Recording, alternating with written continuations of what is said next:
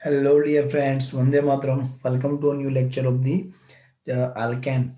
Okay. In our previous lecture, दोस्तों हमने alkane portion से particular from the alkane हमने क्या किया था उसकी कुछ chemical properties I mean to say कुछ suitable reactions पढ़ी थी. So let's go with the some more chemical properties of the alkane. Alkane की दोस्तों और कुछ chemical properties देखनी है. एट द एंड हमने दोस्तों वहां पे सब्स्टिट्यूशन रिएक्शन की बात की थी, homolytic substitution I mean to say halogenation की बात की थी. So substitution reactions for the alkane already discuss हो चुका है, in which we have start with the halogenation. ये रिएक्शन दोस्तों ऑलरेडी हो चुकी थी, बट फॉर दैट मैं आपके लिए यहाँ पे उसका एक छोटा सा रिवीजन सामने रखने जा रहा हूँ. So halogenation takes place at a higher temperature like 573 to 773 Kelvin, or in the presence of diffuse sunlight or ultraviolet light. I mean to say H mu is the more appropriate condition that we have already know. Okay, ये दोस्तों already हमने किया था. Lower alkanes do not undergo nitration. I repeat, lower alkanes do not undergo nitration. Sulphonation and sulphonation reactions, come carbon वाले alkane की nitration और sulphonation नहीं हो सकती, वो आगे दोस्तों डिस्कशन होगा. This reaction in which hydrogen atom of alkane are substitute are known as a substitution reactions. As an example, chlorination of methane is given below. So this is the halogenation. In the halogenation, here our given reaction is chlorination. I repeat, हम दोस्तों यहाँ पे किसकी बात करने जा रहे हैं? Chlorination. Okay. Suppose we have one reactant like methane and we are going to react methane with the dichlorinase here. HV or HMU both are equal. You can write HME or HU. Both are the indication for the ultraviolet light or sunlight. Okay. Here one hydrogen is replaced by the one chlorine atom and we will get chloromethane as well as HCl. Suppose अभी दोस्तों यहाँ पे हम जो reaction करा रहे हैं, chlorine is in excess form, उसकी कंपैरिजन में मीथेन की क्वांटिटी समहाउ लो है. इन दैट केस ये जो हमारा CH3Cl बना उससे फिर से दूसरा क्लोरीन रिएक्ट करेगा. One more hydrogen is replaced by the chlorine and we will get CH2Cl2 dichloromethane और methylene dichloride plus HCl. Suppose we have one more Cl2 is going to react with this CH2Cl2. So one more hydrogen is removed by the hydrogen. So we will get CHCl3 trichloromethane, which is also known as a chloroform. This is nothing but the chloroform. आप सबने सुना है what is chloroform और उसकी reaction क्या हो सकती है. At the end, the last hydrogen of the chloroform is again replaced by the chlorine and we will get CCl4 और carbon tetrachloride, one of the best organic solvent. दोस्तों ये अच्छा है सॉल्वेंट है. ओके, यहाँ तक रिएक्शन हम already कर चुके थे. Okay, similar with the ethane and Cl2 you will get hydrogen and Cl HCl and one hydrogen is replaced by the chlorine, so we will get chloroethane. ये reaction दोस्तों already last lecture में हो चुकी थी. We are just go for the mechanism of this reaction, how this reaction is possible. So mechanism देखनी है. उसके अलावा ये बात भी हमारी हो चुकी थी दैट अगर दोस्तों यहाँ पे हमारे पास हेलोजन है और यहाँ पे H2 है, एज अ हेलोजन F2 है, देन दैट इज मोर, सबसे ज्यादा होगी इसकी रिएक्शन, जल्दी से होगी, रेट ऑफ रिएक्शन ज्यादा है, और I2 की सबसे कम होगी. बट फिर भी दोस्तों यहाँ पे इन दोनों को हम ज्यादा प्रायोरिटी देते हैं, chlorination and the bromination. What is the problem with the fluorination and iodination? We had already discussed. फिर से रिपीट कर रहा हूँ दोस्तों. This is a short tempered reaction, आप कह सकते हो, जल्दी से होगी दोस्तों. इसको कंट्रोल करना, मॉडरेट करना समहाउ डीपर है और हार्ड है. At the same time iodine because of bigger volume, यहाँ पे बॉन्ड डिसोसिएशन होने के बाद रिवर्सिबल, जल्दी से बॉन्ड ज्वाइंट भी हो जाएगा. सो दैट रिएक्शन एकदम स्लो होगी, यहाँ पे इक्विलिब्रियम जल्दी से सेट होगा. फिर भी अगर आपको एज H2 I2 चाहिए, then you have to make presence of HiO3 और HNO3 लाइक ऑक्सीडाइजिंग एजेंट्स. वो क्या करेगा दोस्तों, यहाँ से जो रिमूव्ड HI होगा उसको जनरल केस में इस तरह से उसको क्या कर देंगे, ऑक्सीडाइज कर देंगे इन दी I2 फॉर्म. सो यहाँ पे उसको हम बाहर ही निकाल दे, HI को बाहर निकाल दे, सो यहाँ से रिवर्सिबल रिएक्शन की पॉसिबिलिटी कम हो जाएगी। अगर इसको निकाल लिया तो रिवर्सिबल रिएक्शन की पॉसिबिलिटी क्यों कम होगी? उसके लिए दोस्तों हमको एक चैप्टर पढ़ना पड़ेगा which we are going to learn physically, which is equilibrium. यहाँ पे दोस्तों जल्दी से इक्विलिब्रियम सेट हो जाएगा, दैट्स इट। क्लियर है? सो अगर ये दोनों में से कोई एक कहते हैं आयोडीनेशन, ओके, फ्लोरिनेशन के लिए फिर भी प्रॉब्लम्स है, so that chlorination and bromination is the best. But how this reaction is possible? As I told you, we go for the mechanism. Okay. So यहाँ से दोस्तों हमारा आज का लेक्चर स्टार्ट होता है। ऑलरेडी ये रिएक्शन पड़ी थी। This mechanism of the halogenation is can be possible in the 3 steps. Okay, यहाँ पे दोस्तों 3 स्टेप में काम होगा। So first step is initiation. What is mean by initiation? Initiation में दोस्तों हम एच म्यू की यूज से क्या करने वाले हैं? We are going to produce a free radical. अभी आप ऑलरेडी ये पढ़ चुके हो बॉन्ड फिशन। अब किस तरह के बॉन्ड फिशन थे? बॉन्ड फिशन दो तरह के थे sir. First is homolytic and second one is heterolytic. So यहाँ पे दोस्तों कौन सा होगा? होमोलैक्टिक होगा। Here you can see homolysis is there. So homolysis of the Cl2 here, homolysis of the Cl2 in presence of H mu, homolysis or homolactic fission. So we can say the shared electron of the bond, each electron with the each chlorine. So at the end you will get a chlorine. यहाँ पे दोस्तों एक ही electron indicate किया, doesn't mean there is single electron in the outermost orbital of the chlorine. There are three lone pair is also there. Okay. But still this Cl free radical is more reactive because of this is a reactive intermediate और यहाँ पे octet complete नहीं है, incomplete है, one electron। so उससे होगा क्या दोस्तों? उससे होगा ये आगे मीथेन को भी free radical I mean to say homolysis और होमोलैक्टिक फिशन के लिए मोटिवेट करेगा। ओके, सो कुछ इस तरह से होगा। सो repeat, first step, the reaction is initiated by the homolysis of the chlorine molecule in the presence of heat or light. Heat, I mean to say higher temperature. The chlorine Cl bond is weaker than the carbon as well as carbon hydrogen. Hence it is easiest to break. अगर हम carbon hydrogen की comparison करें, यहाँ पे polarity कम है because of low electronegativity difference. Carbon carbon की बात करें, यहाँ पे पोलैरिटी है ही नहीं, बोथ है similar electronegativity.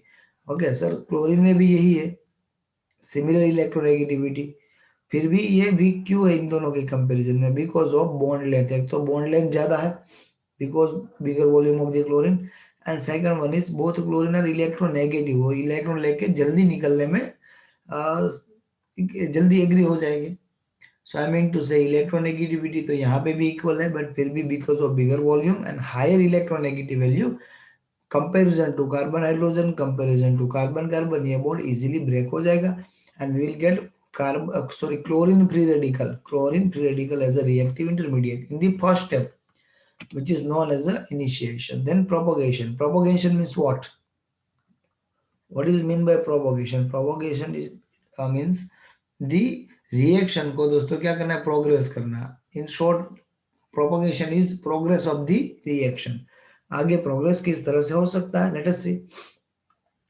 The chlorine free radical attacks on the methane molecule. Methane molecule में क्या होगा? आप सबको पता है, ये कार्बन, उसके साथ hydrogen hydrogen hydrogen and hydrogen. यहाँ पे अगर क्लोरीन मॉलिक्यूल अटैक करता है, it means free radical attack करता है, इट मींस वो क्या करेगा? किसी हाइड्रोजन को रिप्लेस कर पाएगा। ओके, लेट अस सी क्या हो सकता है। so it takes a reaction in forward direction by the breaking carbon hydrogen bond, as I told you, to bond generate methyl free radical. Okay, if this bond is broken by a homolactic fission, it means this carbon is become a free radical like this. Here you can see, अगर इसी reaction को लिखना है दोस्तों, मैं कुछ इस तरह से लिख सकता हूँ, there is hydrogen hydrogen hydrogen and the hydrogen, and here is the chlorine free radical in presence of H mu. So ये क्लोरीन फ्री रेडिकल को यहाँ पे जो बॉन्ड फिजन कराना है वो भी फ्री होगा। So ये दोनों each इलेक्ट्रॉन पार्टनरशिप, एक इलेक्ट्रॉन की पार्टनरशिप करके क्या बनाएगी? HCl. So we will get HCl. So क्या बचा हमारे लिए दोस्तों? यहाँ पे ये कार्बन फ्री रेडिकल बना। इसके साथ ये हाइड्रोजन। सो प्रोपोगेशन कुछ इस तरह से रिएक्शन आगे बढ़ती जाएगी।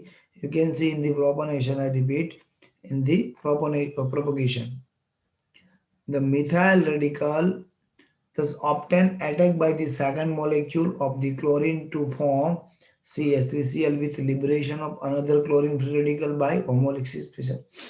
जैसे दोस्तों ये क्लोरीन फ्री रेडिकल ने आके मीथेन पे अटैक कर दिया और हमको मिथाइल फ्री रेडिकल मिला, वही मिथाइल फ्री रेडिकल अब क्या करेगा, फिर से क्लोरीन पे अटैक करेगा और फिर इन दोनों के पार्टनरशिपों का क्या मिलेगा, chloromethane, and we will get free radical. अभी दोस्तों यहां से समझना, suppose you have excess of, excess it means ज्यादा क्वांटिटी में मीथेन है, इट मींस यहां से जो फ्री रेडिकल बचा वो किस पे अटैक करेगा, CH4 पे। अगेन दोस्तों HCl बना के आपको क्या मिलेगा, CH3 फ्री रेडिकल। ये CH3 फ्री रेडिकल फिर से क्या करेगा, ये फ्री रेडिकल फिर से Cl2 पे अटैक करेगा, यहाँ से एक क्लोरीन लेके क्या बनाएगा, अगेन CH3Cl सिमिलर यहाँ पे, and one free radical. Then फिर से ये Cl CH4 पे अटैक करेगा, CH3Cl and the CH, sorry, HCl and the CH3 free radical, वही CH3 फ्री रेडिकल फिर से Cl2 पे अटैक करेगा। ये रिपीट एंड रिपीट होता रहेगा। कब, ये कंडीशन समझना दोस्तों, जब एक्सेस ऑफ मीथेन हो। बाई चांस हमारे पास जो मीथेन है उसकी क्वांटिटी कम है, तब प्रॉब्लम क्या होगा दोस्तों, suppose this CH3 free radical and Cl2 free radical, वहां Cl फ्री रेडिकल Cl2 में से इन दोनों ने मिला के बना दिया CH3Cl और एक फ्री रेडिकल बचा। अभी ये फ्री रेडिकल एक्चुअली किस पे अटैक करना चाहता है, मीथेन पे, but suppose there is low quantity of methane, then वो क्या करेगा, इसके जैसा और कोई है जहाँ पे कार्बन के साथ हाइड्रोजन है, यस ये प्रोडक्ट है ना, कार्बन के साथ हाइड्रोजन है, तो यहाँ से एक हाइड्रोजन को अपने साथ निकाल के क्या बनाएगा, CH3 से CH2Cl फ्री रेडिकल। फिर यहाँ पे जो CH3 काम कर रहा था वो काम कौन करेगा, CH2Cl, और एट द एंड आपको प्रोडक्ट क्या मिलेगा, CH2Cl2। सिमिलर स्टेप, फिर उसके बाद CH3Cl3, उसके बाद CCl4, बट ये सभी चीज होगी जब कम क्वांटिटी में मीथेन होगा। अगर सफिशिएंट या फिर एक्सेस फॉर्म में है, देन यही रिएक्शन होती जाएगी और हमको क्या मिलता जाएगा, क्लोरोमीथेन। क्लियर, जल्दी से दोस्तों इसको एकदम ठीक से समझ लो after the pausing video. Then the chlorine and the methyl free radicals generated above repeat steps, फिर स्टेप्स रिपीटेशन जो मैंने अभी बात की थी, प्रोपोगेशन ही है। CH3Cl and free radical, we will get CH2Cl and HCl, then CH2Cl and Cl, इतना portion CH2Cl2 and Cl, यही Cl फिर से किस पे अटैक करेगा, जो CH2Cl2 बना है उस पे अटैक करेगा, आगे बढ़ता ही जाएगा। ये प्रॉब्लम होगा कब, ये प्रॉब्लम होगा जब हमारे पास कम क्वांटिटी में CH4 होगा। यहाँ पे दोस्तों टेक्स्ट बुक में खाली लिखा है, रिएक्शन में नहीं है, बट याद रखना अगर ज्यादा क्वांटिटी में आपके पास, रिपीट करता हूँ, अगर आपके पास ज्यादा क्वांटिटी में मीथेन है, तब दोस्तों ये इसको मतलब CH3Cl के साथ रिएक्ट नहीं करेगा, उसकी जगह पे दूसरा CH4 और आपको मिलेगा वहां पे HCl and CH3 free radical जो आगे हुआ था। फिर वही CH3 फ्री रेडिकल ये फिर से Cl2 के साथ रिएक्ट करके क्या करेगा, CH3Cl and Cl free radical. Then this Cl free radical not with the CH3Cl but again with the another methane, but ये कब होगा, फिर से दोस्तों बात यहीं पे आके अटकती है जब हमारे पास ज्यादा क्वांटिटी में मीथेन होगा। That's it, clear. Last step is the termination. What is being done in the termination, termination में दोस्तों एक्चुअली क्या होगा, एंड होगा टर्मिनेशन में। Suppose in number of Cl free radical वहां पे एक दूसरे के साथ पेयरिंग करके Cl2 बना देंगे like this. Very few quantity में दोस्तों इथेन भी मिलेगा, ये एक बार कॉम्पिटिटिव या फिर बोर्ड एग्जाम में एग्जैक्टली पता नहीं है, बट ये एज ए MCQ आ चुका है। So actually reaction of the methane with the chlorine and some quantity और lower stresses, only stresses not a quantity, एकदम कम क्वांटिटी में वहां पे इथेन भी हो सकता है, that is because of termination, दो फ्री मिथाइल फ्री रेडिकल से बनेगा, and at the end CH3 free radical and Cl free radical, we will get CH3Cl। So though CH3Cl, the one of the product is formed, but free radical are consumed and the chain is terminated. The Above mechanism help us to understand the reason for formation of ethane as a byproduct during chlorination of the methane. I repeat, ये कब बनेगा दोस्तों? During the chlorination of the methane, byproduct ethane. ये byproduct actually यहाँ पे word लिखा है, but this is not actually byproduct. Byproduct means उसकी भी quantity होगी ठीक ठाक, but यहाँ पे in a very low quantity ethane बनेगा, so इसको आप stress is a few quantity or some amount of ethane is formed. ये MCQ में आएगा तो याद रखना है. So it is all about the mechanism of the free radical halogenation. Clear है? So one of the most important question is over here. ठीक से दोस्तों वीडियो पॉज करके नोट्स बनानी है. Then we go for the combustion. The combustion word you have heard in the thermodynamics. दोस्तों आपने ये कहाँ पे सुना है? In the thermodynamics. थर्मोडायनेमिक्स में हमने ये पढ़ा था, किसी सुटेबल फ्यूल को आप अगर एक बार कंबस्ट करो, उसको जलाओ, तो वहां पे अगर एनर्जी निकलती है, that energy or enthalpy is known as the combustion enthalpy or energy of that particle.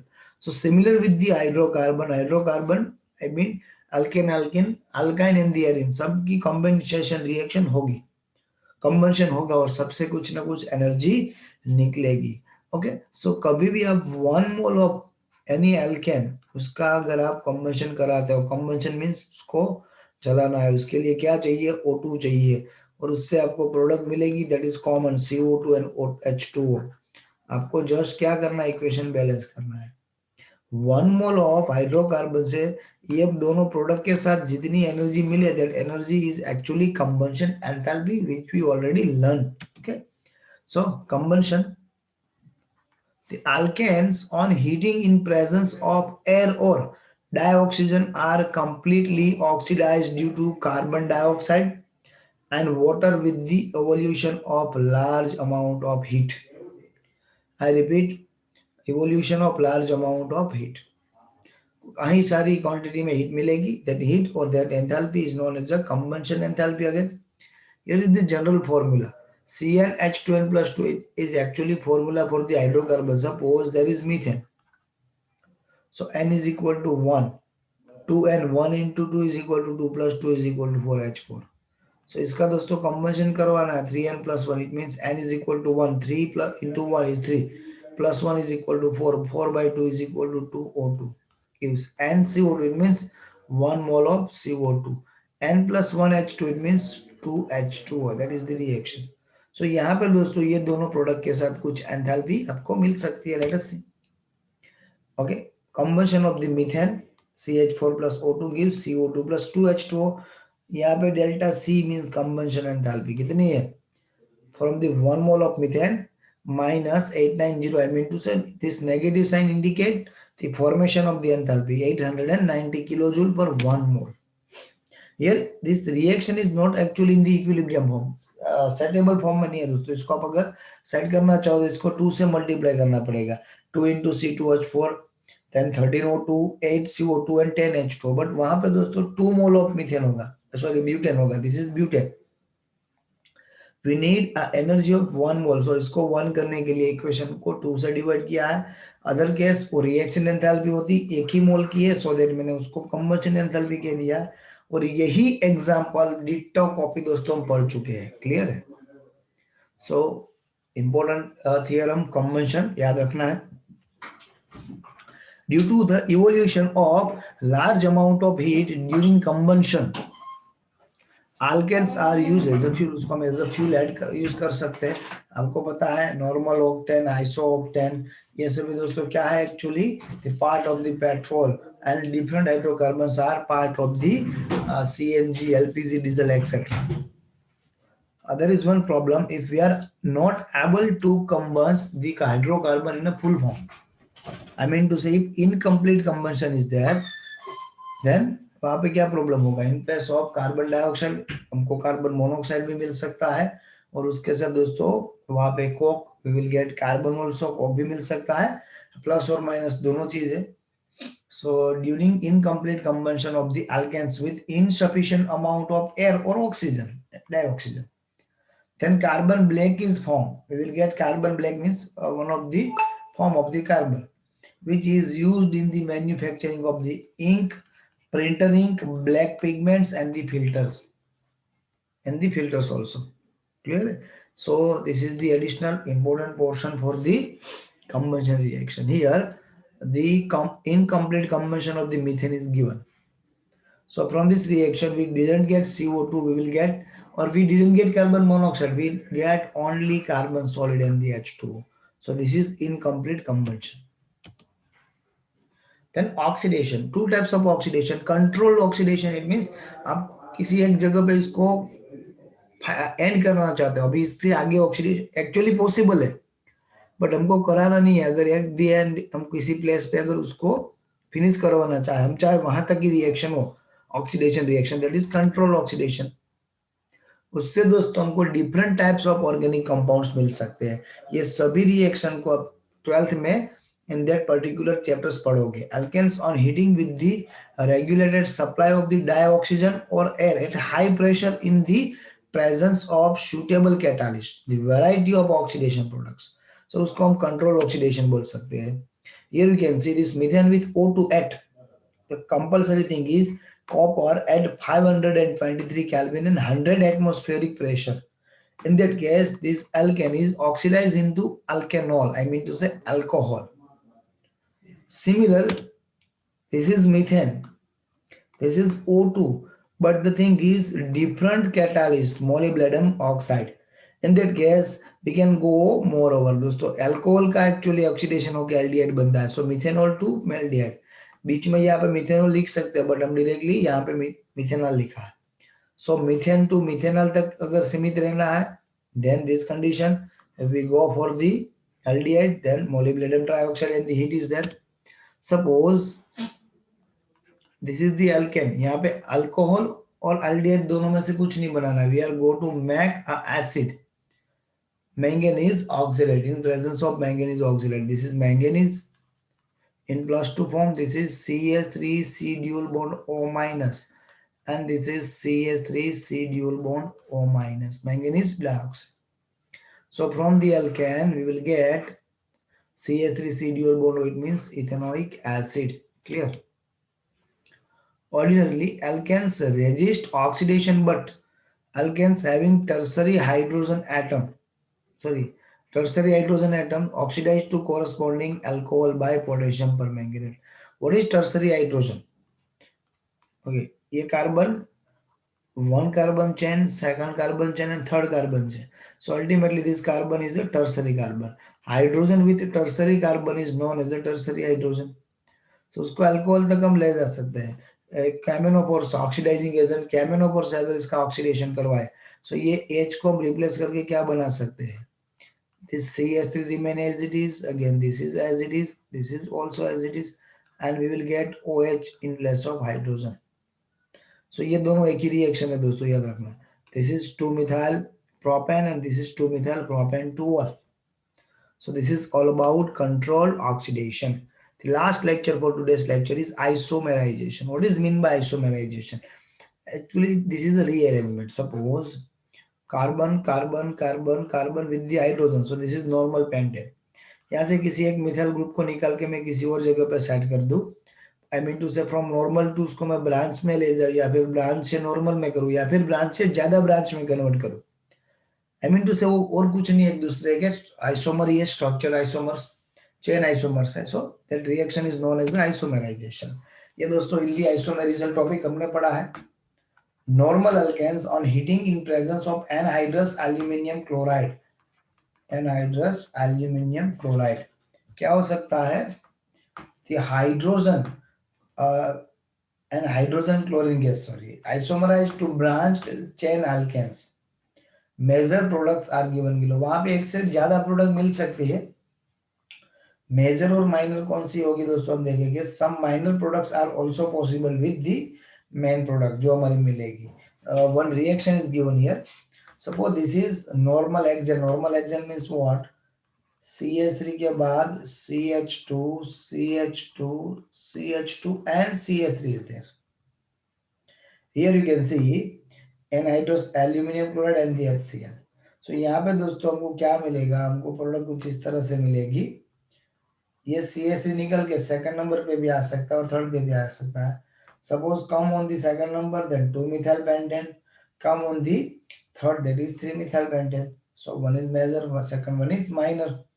So इस तरह से दोस्तों हम मेजर और minor product from the isomerisation of the hydrocarbon बना सकते हैं। Again one of the important reaction, इसको भी दोस्तों हम 12th में फिर से पढ़ेंगे। उसके लिए यहाँ पे बेसिक, एकदम बेसिक टर्म में रिएक्शन दे रखी है। ये भी दोस्तों अगर फंडामेंटली जाए तो बहुत बड़ा टॉपिक है, but not our need from now. This topic we are going to learn again in the 12th science with the different chapters।